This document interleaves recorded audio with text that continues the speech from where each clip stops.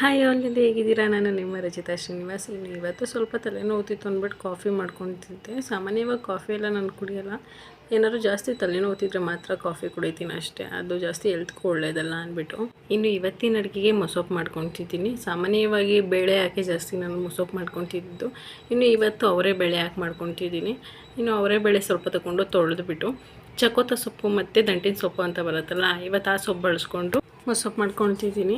ಇನ್ನು ಒಂದು ಕುಕ್ಕರಿಗೆ ಬೇಳೆ ಸೊಪ್ಪು ಎಲ್ಲ ತೊಳೆದು ಹಾಕ್ಕೊಂಡು ಈರುಳ್ಳಿ, ಟೊಮೊಟೊ, ಹಸಿಮೆಣ್ಸಿನ್ಕಾಯಿ, ಸ್ವಲ್ಪ ಜೀರಿಗೆ, ಬೆಳ್ಳುಳ್ಳಿ, ಅರಿಶಿನ ಪುಡಿ, ಹುಣಸೆಹಣ್ಣು ಪೇಸ್ಟ್ ಹಾಕ್ಕೊಂಡು ನೀರು ಹಾಕ್ಬಿಟ್ಟು ಒಂದು 3 ವಿಜಿಲ್ ಕೂಗಿಸ್ಕೊತಿದ್ದೀನಿ. ಇನ್ನು ಒಂದು ಜಾರಿಗೆ ಸ್ವಲ್ಪ ತೆಂಗಿನಕಾಯಿ ಹಾಕ್ಕೊಂಡು ಸೊಪ್ಪೆಲ್ಲ ಫುಲ್ ತಣ್ಣಗಾದ್ಮೇಲೆ ಅದನ್ನು ಹಾಕ್ಕೊಂಡು ಆಡಿಸ್ಕೊತಿದ್ದೀನಿ. ಜಾಸ್ತಿ ಏನು ನುಣ್ಣಗೆ ಆಡ್ಸೋಕೆ ಹೋಗಬಾರ್ದು, ಸ್ವಲ್ಪ ಆನ್ ಆ್ಯಂಡ್ ಆಫ್ ಮಾಡಿಕೊಂಡ್ರೆ ಸಾಕು.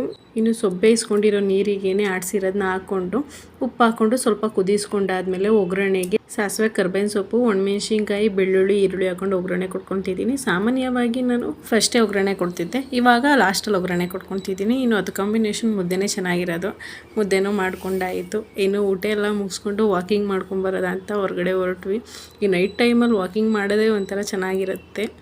ವಿಡಿಯೋ ಇಷ್ಟ ಆಗಿರೋ ಪ್ಲೀಸ್ ಸಬ್ಸ್ಕ್ರೈಬ್ ಮಾಡಿ, ಹಾಗೆ ಲೈಕ್ ಮಾಡಿ. Thank you for watching.